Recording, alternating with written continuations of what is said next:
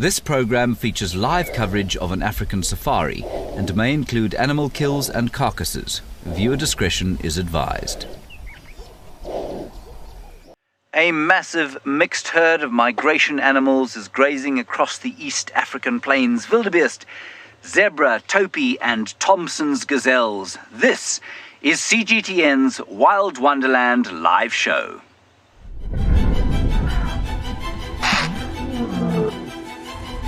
This is absolutely magnificent. This is happening, folks. This is 100% live. Here we are. We're watching the migration story unfold.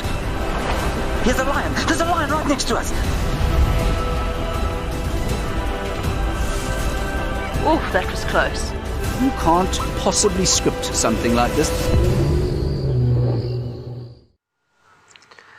Good morning and a very, very warm welcome to this another episode of CGTN's Wild Wonderland live show. As you can see, we're on the plains of East Africa. There's a jackal that's lurking around because there's a lion that has killed a wildebeest very close by. There's also lots and lots of wildebeest in the area. My name is Tristan. On camera, I've got David, and we'll be coming to you live today from 3 locations: Tanzania's Serengeti National Park, Kenya's Massa, and South Africa's Sabi Sand. It promises to be an absolutely amazing spectacle. Now, I was saying we've got lions around. There are lions close by. They're lying down at the moment. It's 2 males, 1 adult female, and 2 sub-adults that are hidden in the long grass. There's one that is a little bit more visible than the rest, and they are taking a very big nap because they managed to make a kill during the course of the night. They have absolutely stripped the carcass clean. There is really nothing left, even for the likes of jackals or vultures. But that means that these guys, I'm pretty sure, are going to have a big nap. The reason why we're staying with them, though, is because the migration herds are slowly starting to roll through this area, and they're going to be coming past us at any minute now, and hopefully that will stir the lions. Sometimes what you'll find is, even though they're so full like this, they might actually start to wake up and want to start hunting again, just out of instinct more than anything else. You can just see them on the horizon there. They're starting to come down as a really nice large group of wildebeest and zebra. Now, over the course of the next hour, we're going to be exploring the migration. And so for those of you that are not too sure about it, here's a little short video of how the migration works. The red oatgrass plains of the Mara Serengeti sway in anticipation. In February, around 400,000 wildebeest are born on the short grass of the Serengeti's southern plains. Just half an hour, the calves have found their feet. And one of nature's greatest journeys begins. From the southern plains, more than 1 million animals move northwest into the Serengeti's western corridor, massing on the banks of the Grumeti River. As the rut ends, the herds gallop north once more. Eventually, 2 million grazers arrive to feast on the abundance of the Masai Mara. It begins with a trickle of the zebra vanguard, enjoying the undisturbed long grass plains, making the first crossings of the turbulent Mara River. Many fall to the rapids and the crocodiles. And then comes the main body of the migration, the thundering herds of white-bearded gnu, bleating songs of chaos in search of green pasture. The herds know the danger, but the call for food is too great. All must take the plunge. Not all will make it. For those that do, hungry prides and clans patrol the banks. For survivors, rich red oatgrass is the reward. Before it's time to cross the river again, as nature's greatest herd follows the life-giving storms and verdant plains of the Mara Serengeti for nourishment.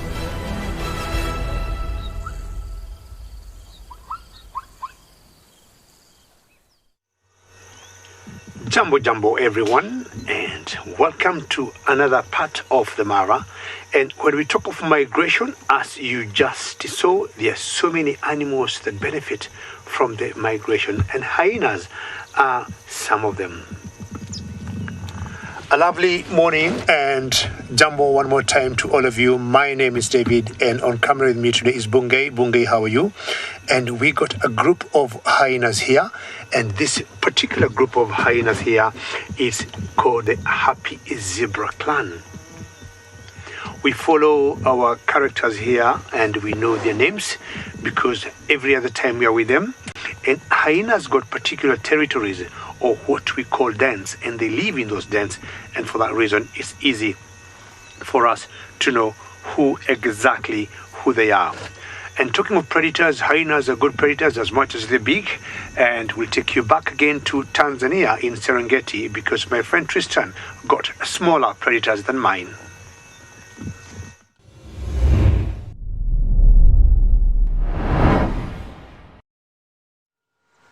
We do have a smaller predator, so it's a little jackal that has come in to feed off the remains of this wildebeest carcass that the lions had. You can see what I was saying about how stripped it is. These lions must have been very hungry when they caught this because they have absolutely taken off everything. There really is very little left.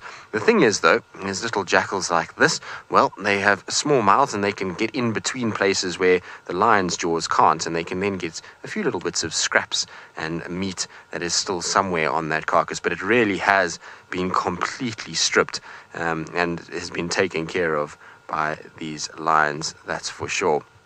It's amazing to see, actually, how they're able to eat at this time of the year. It's such a time of plenty that often a lot of the predators will catch something like a wildebeest, eat a little bit, and then they'll leave it and they'll move off.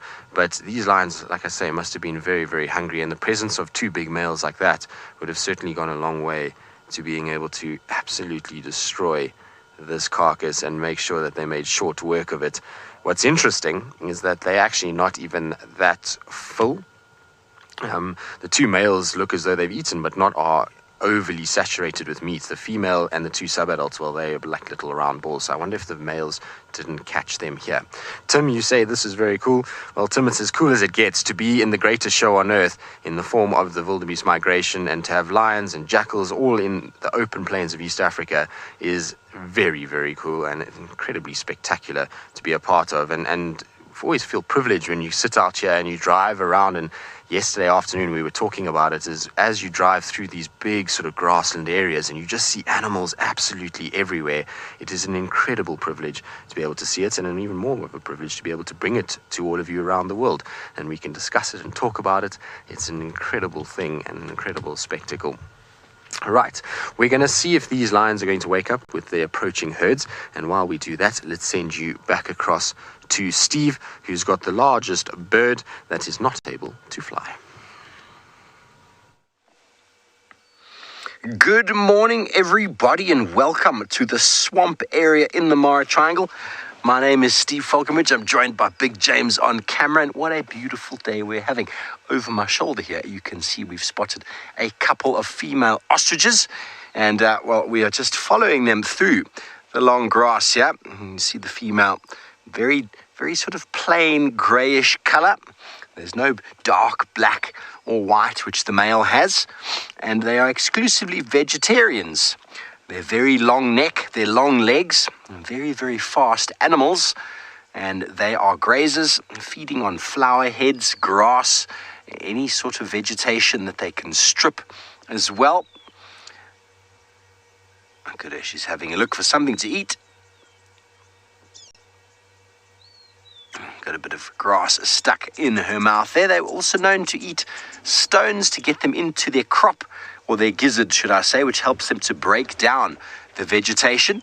No birds are born or hatched with teeth, so they actually need stones inside sort of the digestive system to assist in breaking down and crushing the vegetative plant material that they are eating.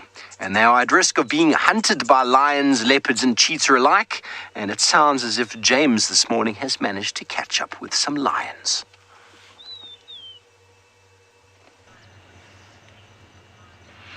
Yes, not by me, but by these lions over here, although at the moment, of course, the Salt Lick Pride, which is what we're looking at now, is not so much looking for bird, but wildebeest. And there are a lot of them there, and a lot of zebra, and a lot of Thompson's gazelles. My name is James Hendry. On camera today, we have got Jean Drey. He is showing you 2 of his fingers. He does, in fact, have 10 fingers, which is nice. We've got one lioness here, and we've got another little cub there. Probably, when I initially saw them, I thought they were about 8 weeks old. I think they're a bit older than that now. I think they're probably about 10 to 12 weeks or so. This lioness is watching the smorgasbord on the plains in front of her. She can't believe how much food there is there. And I suspect her belly is quite full. Otherwise, she'd be getting in amongst those herds, trying to catch a weak or young one. It really is just quite fantastic to see the amount of food that she has here. It's a little bit like going to an enormous, I suppose, hotel buffet breakfast, where there's so much to eat, you really don't know what to choose, and I'm sure that's how they feel. Please do ask us any questions you'd like to. We'd love to hear from you during the course of this show. You can do that on Twitter using the hashtag CGTNWild or the hashtag WildWonderland. That's hashtag CGTNWild or hashtag WildWonderland, and you do that on Twitter. Any questions or comments, we'll be happy to answer anything you might want to ask us about this magnificent migration series, or about Africa in general, or about this conservation in general, especially in this area. Alrighty, we're not going to move anywhere from here. This lioness is calling. She seems to be trying to draw the rest of the pride towards her, so we'll wait and see what happens while you go across to David and the happy zebras.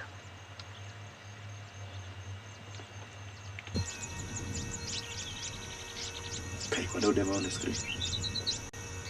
Well, the hyenas have moved a little bit, and we got those adults in the grass, and I'm trying to imagine maybe that could be one of the females. Now, for the hyenas, it's normally very difficult to tell males from females, even if you see them out walking, because you have seen males that look like females, females that may look like males, but in general, the females are bigger in size than the males. So there's a whole den here, and this particular group of clan of hyenas have anything 30 to 40 hyenas. They move in big groups, and you can see one there trying to move around. It is still very early in the morning and a bit chilly, and for that reason, that's why they could be staying exactly where they are. Now, we got a lot of success when you look at the predators of Africa, and personally have always thought that hyenas are more successful than the other predators when it comes to hunting, and let's have a look. The spotted hyena is maligned as a thieving scavenger. These massively intelligent predators are misunderstood. They are cunning, cooperative opportunists and hunters. Built for stamina, they lack the speed of the cheetah or the stealth of the leopard.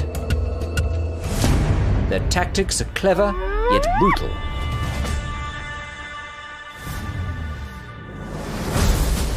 Panicking the herds to single out and exhaust the young, sick and lame. It's a highly effective, energy-efficient and low-risk strategy.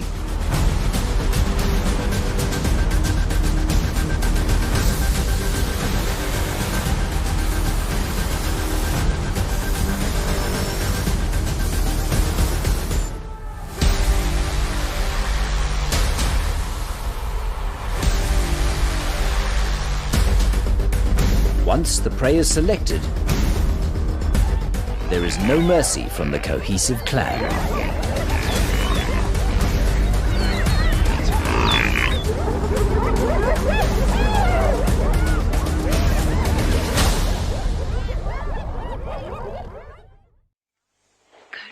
Good morning, and what an epic start to our morning here in the greater Kruger.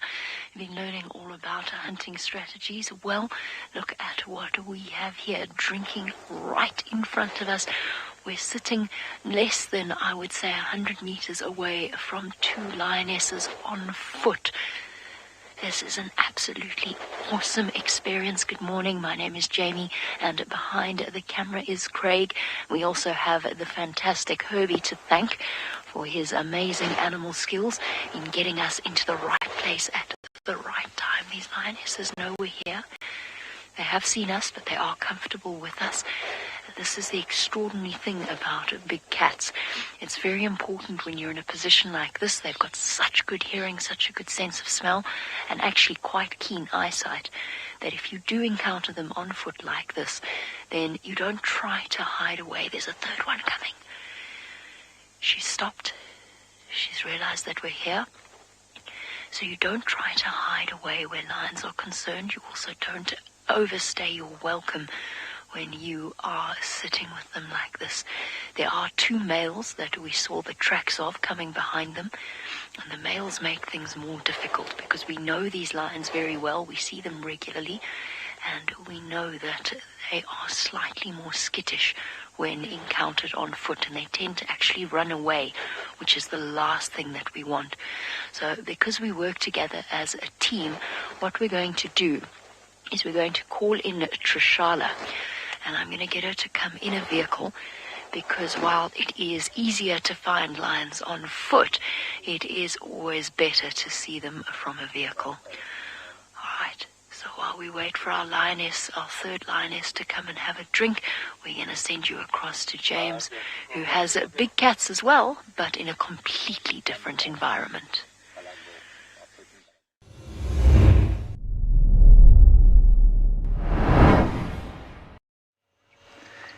Sitting with our lions, and they are watching the smorgasbord of the migration.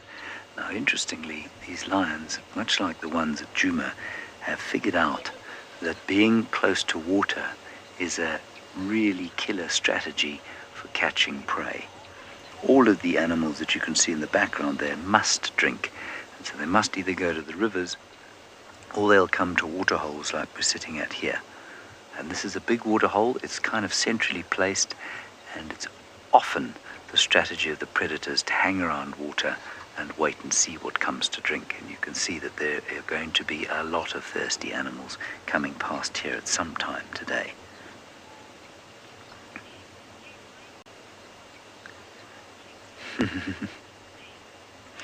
Lev, that's a very interesting question. Do lions drool when they watch the herds? No, they don't. I've never seen them salivate when looking at potential meals. I've seen them salivate at meals, and I've seen them salivate when they're having fights. Cats do quite a lot of salivating when they're fighting or in a territorial battle of some description. That's a tourist vehicle going past, everyone. That's how this place maintains itself, through very valuable tourist revenue. She's calling. She's just calling the rest of the pride, I think. I think she wants them to come and sit with her on this vantage point. Remember, you are watching CGTN's Wild Wonderland live show, a very special broadcast from 3 African locations. We're the northerly-most location, of course. This is the Masai Mara. Tristan's in the Serengeti, just south of those hills that you can see there. And then way down south, Jamie is sitting on foot, brave lass as she is, with lions. Now you can see this is a mixed herd, which means the migration proper is really in swing. Zebra, you'd expect to see more of them, I would have thought, but they're still here, mostly wildebeest, of course, and then the topi. Now the topi are not supposed to be part of the migration scene. They are resident here year-round. But I have noticed a vast increase in their numbers over the last few days or so. So I think that there may be some micro movements of big topi herds during the migration season. Now Steve, oh, that's a lovely shot there. Sorry about that. We didn't see him coming. Let's go and have a closer look at a topi now with Steve, who's just a bit further north of us. Indeed, thank you, James. And this is one of those sort of characteristic scenes that you see in the Mara Serengeti system, with a Topi male standing on top of a termite mound, showing everybody how big he is. Now, the reason they do this is the male Topis are very territorial, and they define a territory quite small, in fact, and they try and show off their size to interested females, and also to show off how big they are to other males. Because like wildebeest, Topi are very visually orientated, and it's all about size. Male wildebeest will stand as well like that and show each other how big they are to try and avoid confrontation. Many animals will do things to avoid confrontation. Lions call because the booming sounds that they make advertise their presence, and only those males who want to come into the area to fight or challenge will brave the area. But Topis don't call. They stand very proud, and if someone thinks they are big enough and strong enough to challenge this male, well, he must come right along. But by standing tall like this, he saves a lot of energy because he avoids confrontation with many would-be challengers that would decide, okay, no, you're a little bit too big for me, sir. I'm rather going to move off somewhere else. At the same time, though, a very vigilant Topi. I find them to be one of the most vigilant of the antelope species. They're always the first ones to spot the lions, always the first ones to see them coming. And a grazer, as you can see, taking a bit of time. He's noticed there's no other Topi in the area, so a bit of time to have a little snack. Excuse me. Well, talking about being vigilant towards lions, Jamie Patterson on foot is having the absolutely most amazing week with big animals in the wilderness.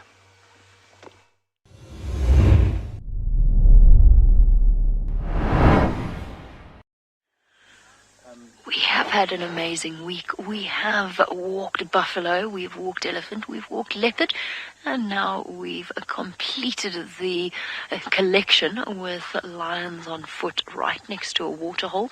She is in front of one of the lodges. This is where people can come and stay when they go out on safari. So if you see any sign of that, that's why. We've only got the view of one now, which is always slightly concerning. I've lost the sight of the other two. They've gone around us. But what's astounding about this is that you'll notice I'm not keeping my voice down. I explained a little bit as to why that is. This particular pride of lions I've walked many times, and they are beautifully relaxed on foot. She's not frightened of us. She's not concerned. The only thing she's doing at the moment is thinking about where the rest of her pride members have gone and whether or not she's going to follow them. Now, I've only seen 3 lionesses here, and there should, in fact, be 8 as part of this pride. It is the Nkuhuma pride, I think.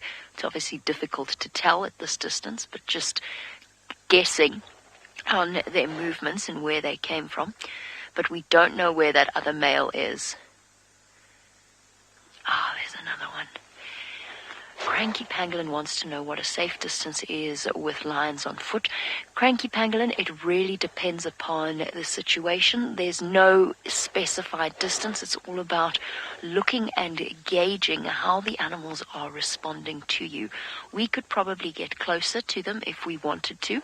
We would have to approach sort of at a tangent rather than directly at them, or they'd find it quite scary and they might move, and we don't want that to happen. You do occasionally bump into lions where you surprise both them and yourself, which does tend to upset them. And let me tell you, there's nothing quite like the sound of a lion growling at you to get your heart rate up in the morning. Fortunately, in this case, we were able to predict where they were going and get ourselves into a good position first. So really, it depends upon the lion, the circumstances, whether or not they have cubs with them. We're going to move out and we're going to let Trishala come in the vehicle while we do that, across all the way to Tristan, who's been very fortunate in that his herds have decided to come back.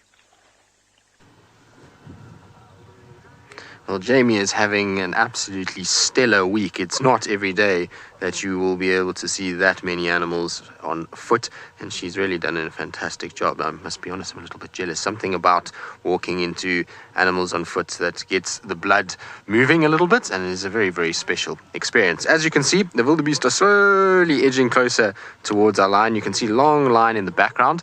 They've split a little bit at the moment, and I'm not sure why. There's a kind of grouping that's come to the left of the lines and one to the right, but where they've split is a little bit far for it to have been the lions that have caused it. And so I suspect that maybe there's just some or other reason. Maybe there was some food or something that others wanted to go see. Wildebeest tracking their movements is very tricky because there's no rhyme or reason to where they go or why they do it. Generally, obviously, rain is a huge sort of pull for them, but at this stage there's not been any rain in this area overnight, and so it wouldn't be that causes a split in the herd, but maybe there was just some sort of thing there that they didn't like, maybe a little jackal running around or something like that. Now, James, in terms of territory sizes for lion prides in the Serengeti, do they differ from those in the Mara and the Sabi Sands? It's interesting because obviously we're in a very small section of the Serengeti. The Serengeti is a massive ecosystem that spans over 14,000 square kilometers, and in that ecosystem is various terrains and habitats. But up here in this northern sector, it seems as though while there are a lot of lions, we don't actually see that many, not as many as what we've been seeing in the Masai Mara. And so the territories seem to be quite large, particularly around the river area, which is very interesting, is that it seems as though there's not a huge density along the river, but as you start to move back up into these open plains, so you start to see them here, and then around those rocky outcrops, there's a few different prides that are there. So the pride's sort of territory sizes, I think, is more indicative of the terrain and where exactly the lions are, but they don't seem abnormally large or abnormally small, so very much similar to what we would probably see in South Africa and the Masai Mara. What's interesting also is obviously, like Kenya, is that there's a huge distribution and movement of these animals when the migration is around, because as obviously wildebeest move, so you'll find their territories become a little bit more kind of transient and a little bit more fluid than what they are when there's no wildebeest around. Good. We're going to sit here and wait. I'm hoping that these wildebeest will start to edge a little bit closer and it will stir our lines. And so while we're patient, let's send you across to David with the tallest of creatures we have out here.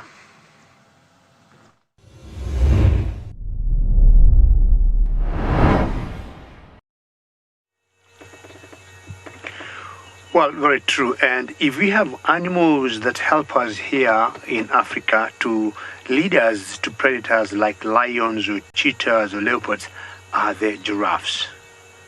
Did you hear me, giraffe? I think so. He must have heard me. And he is maybe saying, can you say that again? And this is the Maasai giraffe. We got 4 different species of giraffes in Africa. The Maasai giraffes are found both in the Serengeti National Park, where Tanzania is, and in the Masai Mara too, and many other parts of East Africa. And that's a big, huge boy. You can tell, no doubt, it's a male. Quite majestic. Remember, we are watching CGTN World Wonderland Show. And we're coming to you live from the Masai Mara. And should you have any questions or comments, please send them through using hashtags CGTNWild or hashtag Wild Wonderland. Look at how huge he is in comparison to the bush in the background there. And giraffes will live in herds. As much as he is alone now, he could be going to join a herd. But not once in a while. We always get males on their own, and females will be together with their young ones. Hello there. And giraffe being ruminants, you can tell he is chewing some cud. Well, I left my hyenas. I'm also going to leave this giraffe and go look for some other animals. But in the meantime, I think James is on the other side of the Mara and got lions hiding in the grass.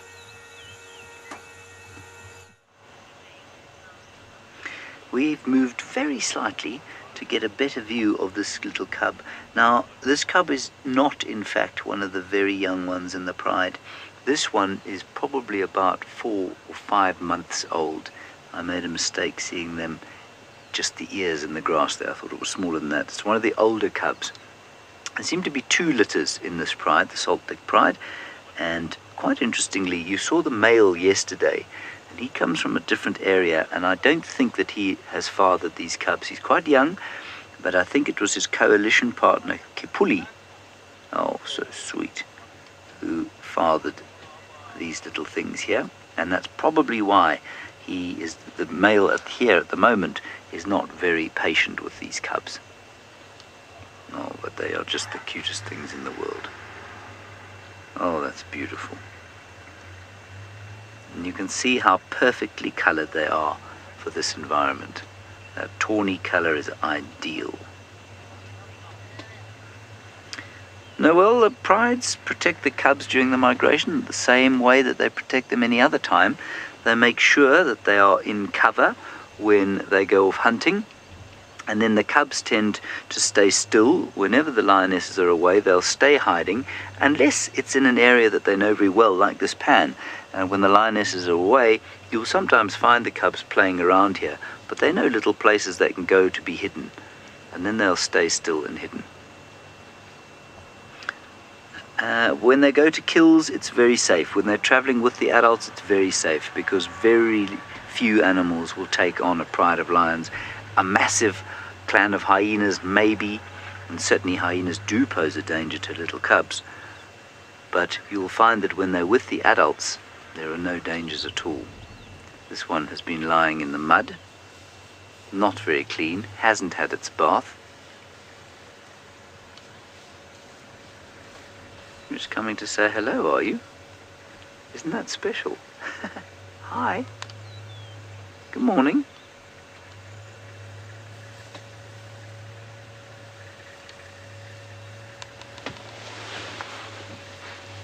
Let's just wait and see where he goes, because he might, it's a she, not a he, she might show us where the rest of the cubs are. See how she disappears so easily into the grass? Wonderful. Something that doesn't disappear easily into the grass, of course, are the great migration herds. They can't hide from anything.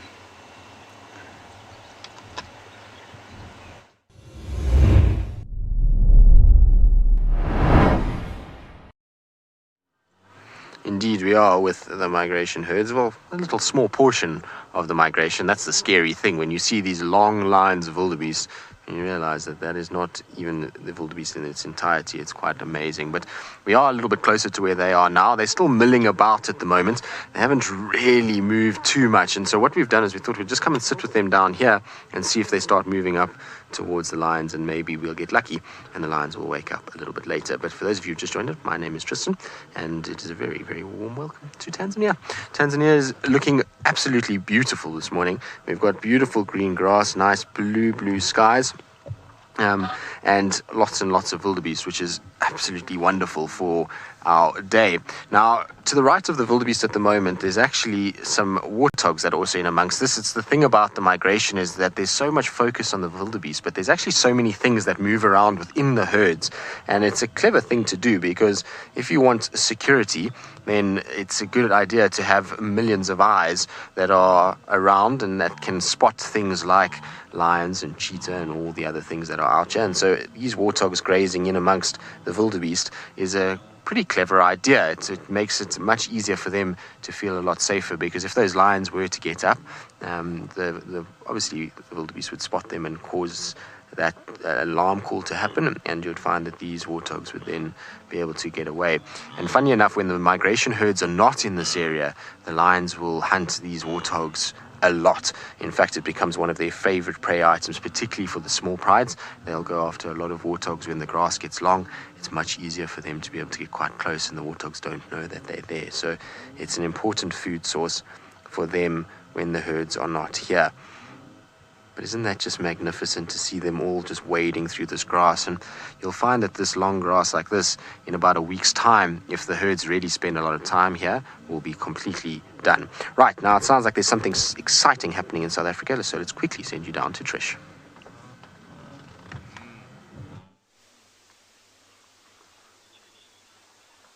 Good morning, everyone. This is so exciting.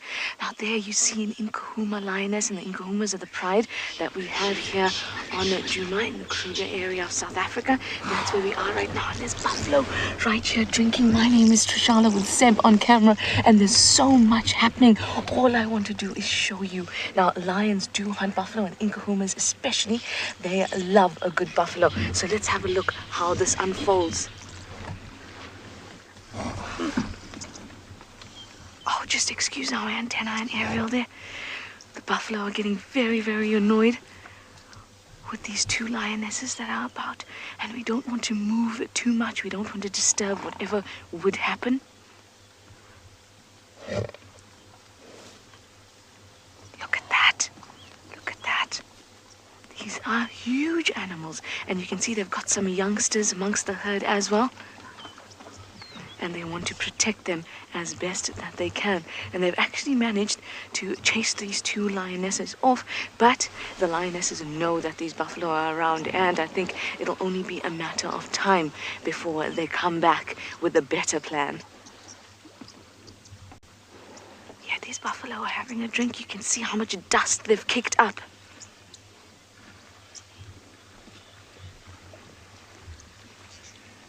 Look at this. Manfred, you'd like to know how old the lioness in the bush is?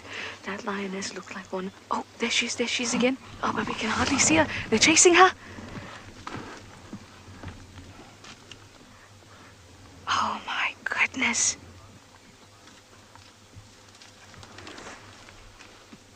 Guys, this is amazing. I'm just wanting to see what will happen. I'll get to your question in a bit, Manfred. I promise. It's just such an exciting thing to see these buffalo chase.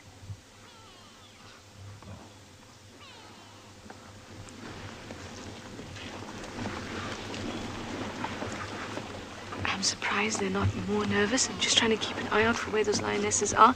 And in fact, there's two male lions around as well. They're not far from here, so it's only a matter of time until they come along as well. Like I said, there's a few youngsters here, and we don't want to. Oh gosh, what could happen? They're still staring there. Nancy, you say that that's so close? It certainly was close. Now, getting back to the ages of these lions, they're quite a variety. Some of them, like the ridge-nosed lioness, was born in 2012. And I'm not sure who we had amongst the bushes. There was one of the older lionesses as well. And she was born in about 2008, 2009. But I'm speaking, of course, of the oldest female. And that oldest female has died. So you're looking at about 2012. Listen to them.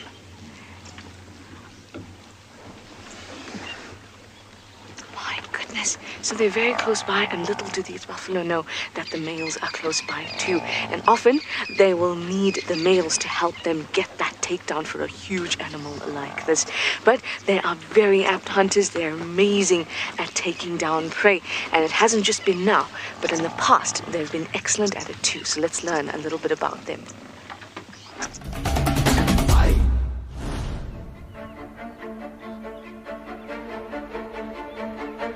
There is a powerful, tawny presence in the woodlands of Djuma. The Nkahuma pride.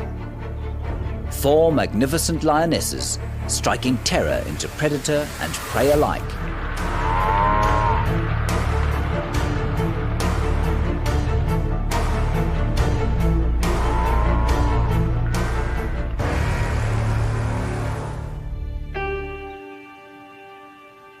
Together, they nurture the next generation, expanding the pride and so too its strength. The lionesses have done a superb job, guiding the young from playful fluffballs to contributing adults. But the wilderness is harsh, and the Nkahumas have had to weather many storms. Drought, disease, death, injury.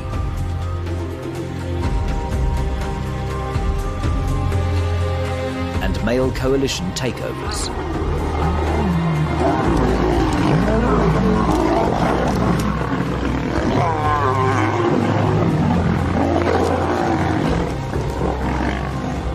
For 2 years, the pride lived under the protection of the 3 Birmingham boys.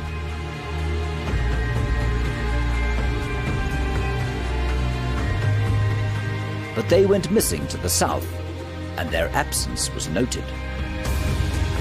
The 3 young Avoca males took over the north.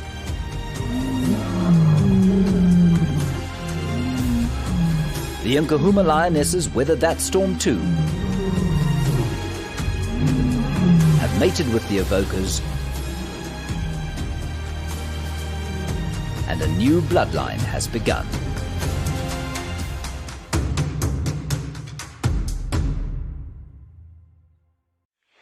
We've just found ourselves in quite a difficult position.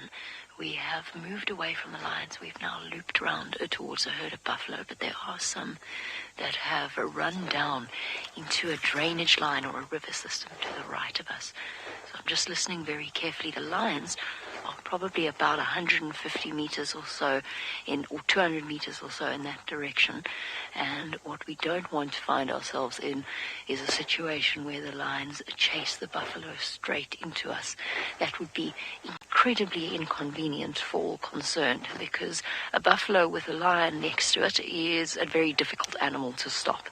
Now, there's only 3 lionesses at that waterhole, but there are 2 male lions not far away from where Trishala is. When they hear this, they are going to come in. I can almost guarantee it, which means that at some point these lions are going to actually properly start hunting the buffalo. And it's a very different hunt. There's some more buffalo over there. It's a very different hunt to something like, for example, an antelope or a zebra. Rather than relying on the element of surprise, the lions try to create panic within the buffalo herd. If the buffalo herd can stay strong and keep a sort of united front, then the lions won't succeed. But if they panic and bolt, that's when the lions come into their own. Now, all around us I can hear buffalo lowing. And at the moment, all that we really have, I mean, the last few times I've shown you buffalo while we've been on foot, we've been on a termite mound. All that we really have is a valley. So we're going to go and find ourselves a slightly more secure spot. While we do, let us hope that Steve is in a nice, secure spot in the Masai Mara and perhaps has something exciting to tell you.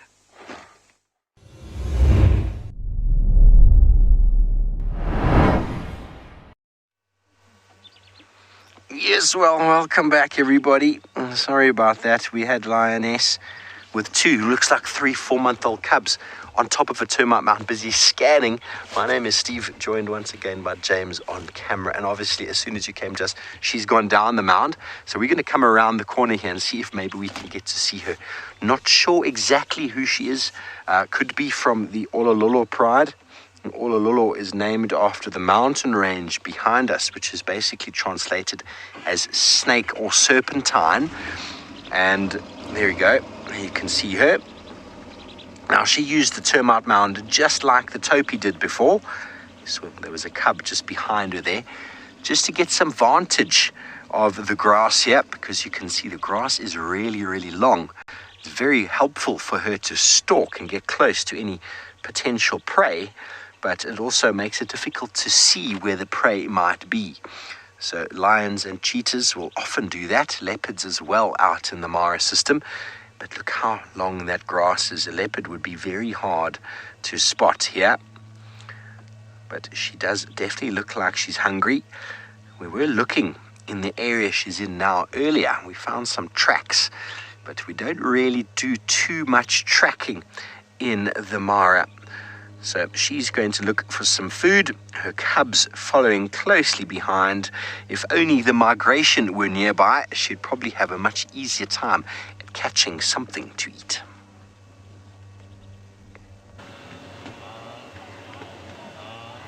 Those lions up north are going to be very, very happy when all of the herds arrive there, and they will do that probably in the next 3 or 4 weeks, we think. Maybe, if we're really lucky, in the next 5 or so days. You are watching CGTN's Wild Wonderland live show, and it's wonderful to have you here with us. We're in amongst the herds of the great wildebeest migration And you can see there's a huge amount of carnival activity going on over there. My name is James Hendry. On camera we have got Jean-Ray Gerding of Cape Town, South Africa. And the other thing I wanted to say while we're looking at this rather spectacular scene is that it's really nice that you're seeing the difference between this and the Kruger.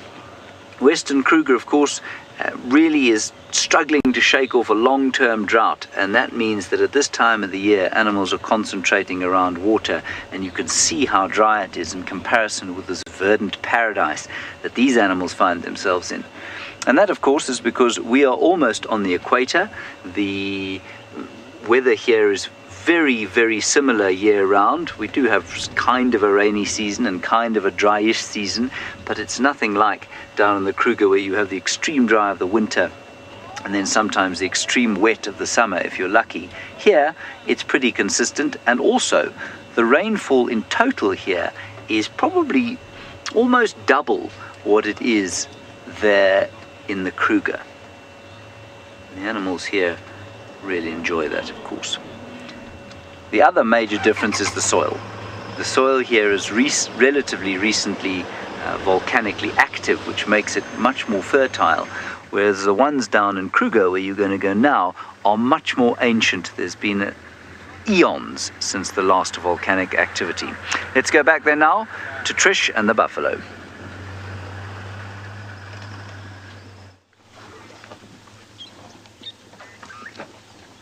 Now, my buffalo are still looking a little bit nervous, but they're starting to relax or sort of be lulled into a sort of false sense of security here. And it almost seemed as if those lionesses were sort of leading them into that false sense of security, because they were very open. They didn't even attempt to kind of hide away. So I wonder, as Jamie mentioned, those two males are close by. Maybe this is their strategy, and they are big time planners and strategizers, and that's how they can be successful, especially when it comes to buffalo hunt. These are large animals. The last thing they want is a horn through them, which could basically spell death for any lion that's in the wrong place at the wrong time. So what they're going to try to do is isolate one or two animals, possibly a calf, maybe an adult, or maybe two of them, and that's when they will make their move. Let's listen to them.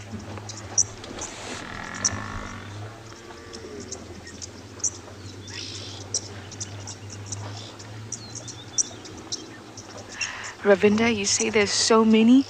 There certainly is. In fact, as far as I can see, but I am on a sort of a high area, but that whole area is covered by buffalo, and there are so many.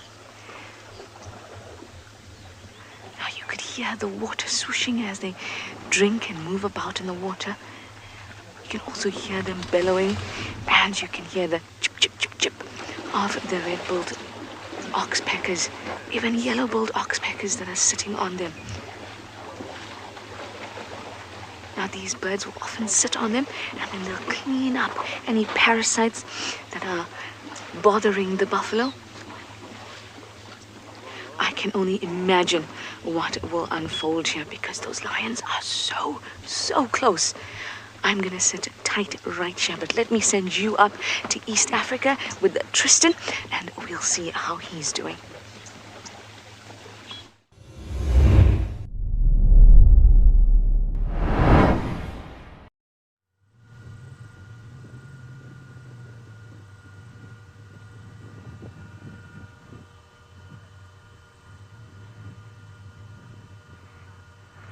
You can see how much easier our lions have it in terms of the fact that they not only have a number of other animals to hunt, but also the grass being as long as it is at the moment really does camouflage them very well when they're in the longer grass. You can see in the shorter grass, much easier to see the male, but the female blends in incredibly well. And so for hunting purposes, it's why the lions like to use these longer grass areas. They can really blend in and they can get much closer to the wildebeest. And especially with wildebeest, they've got to be very careful, because if they get too close and spook these herds just run for kilometers and don't stop, and the lions will then lose their chance. So they need to make sure that they get into the longer grass sections to stay nice and low, and that makes life a lot easier for them. And you can see that female, she really does blend when she's low down, but as soon as she lifts her head and those black ear patches on the back are visible, it's much easier to see them. Now, we've seen in South Africa that there's 2 male lions that Jamie was talking about close to those buffalo, and here we have 2 male lions, and it's very, very important for males to form coalitions if they are to secure a decent territory.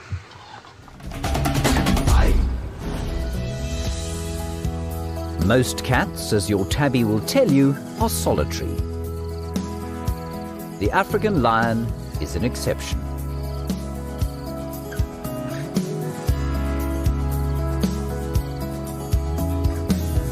A pride consists of lionesses and their cubs. Their obvious affection is both amusing and heartwarming. Unlike the Lion King would have you believe, male lions are not part of the pride. They live in coalitions.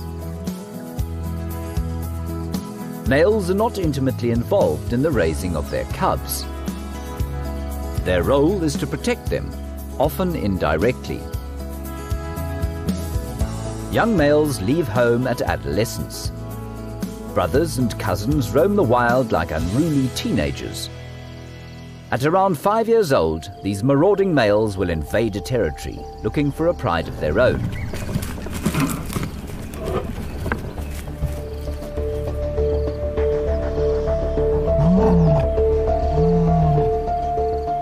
This is where things become nasty. The new coalition will kill all cubs under a year old. It's appalling to watch, but serves a purpose for the new dominance. The bereft mothers will come into estrus, and the new bosses will then further their own genetic legacy. But once territory is secure, lions can relax with their prides. They prefer not to be bothered by cubs, and are not known for their affection to the babies. But once in a while, males overcome their belligerent grumpiness.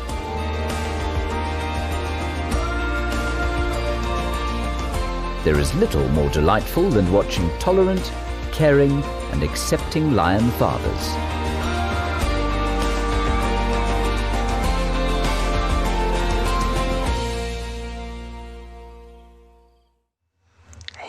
With us on the CGTN Wild Wonderland live show, where this lioness is moving around. She has spotted 2 warthogs, and she is using the cover to try and find or get behind them. There's 2 of them there busy grazing. We're not going to we're going to actually focus on her because she's coming around on the frontier using all the cover we were talking about before. There she is. Her cubs were following her a moment ago, but we're going to just try and focus on her. Bear in mind, everybody, this is a lion doing its work. Look how it's leopard crawling, very low on the ground, just the shoulder blades moving. To come around, the wind is blowing in its favor.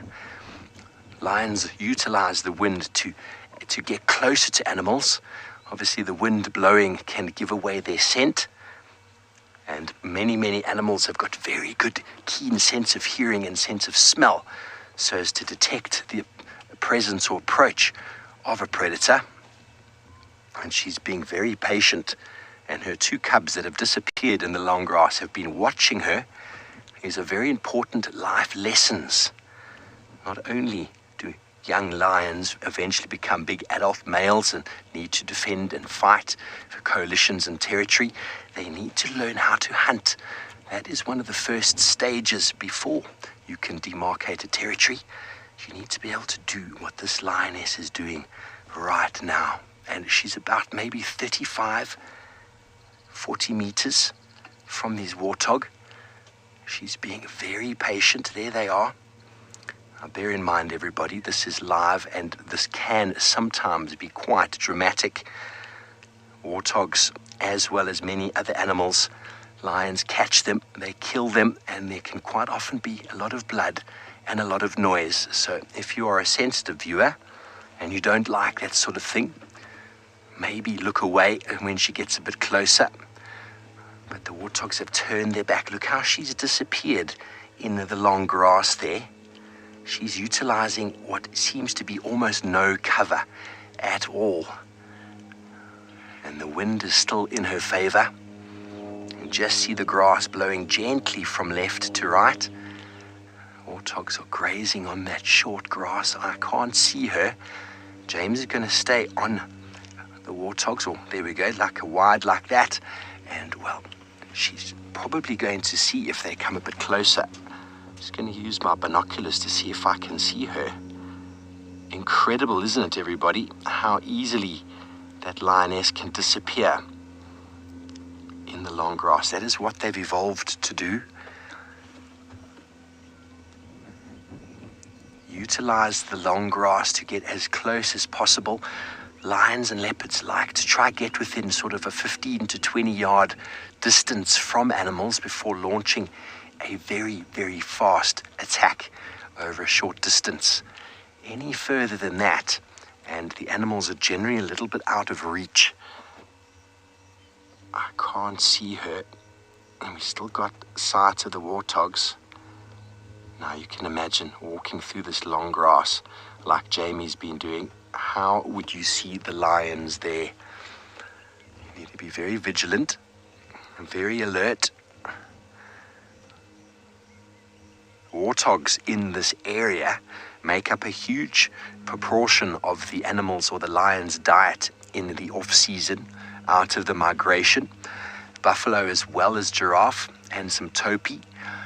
But the warthog, definitely, they're on the menu for everybody. Cheetah, lion, leopard. There we go, that warthog's walking back towards where she's probably flat in the grass. I hope you're all on the edge of your seat like I am. That warthog is walking directly towards where we last saw her.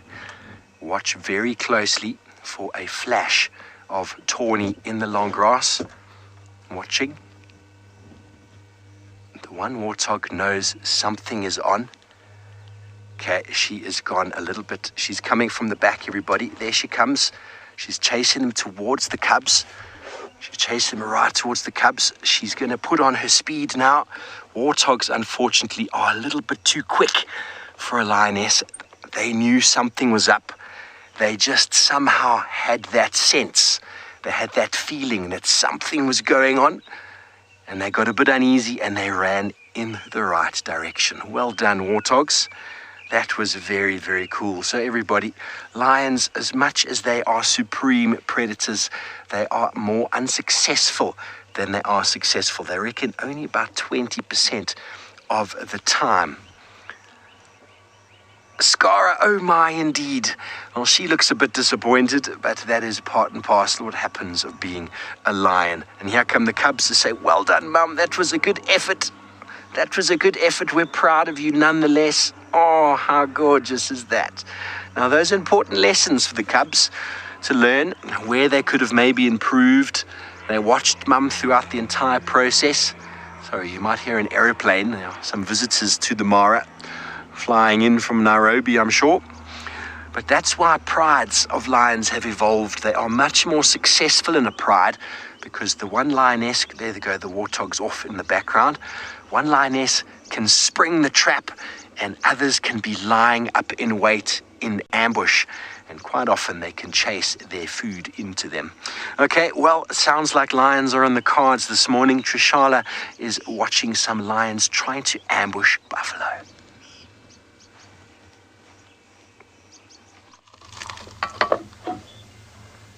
The lions were on the prowl, but now they flopped down.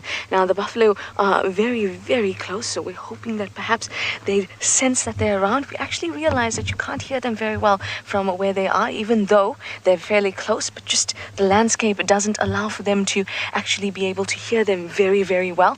But hopefully they will get up and they will get a meal. That is the most important thing.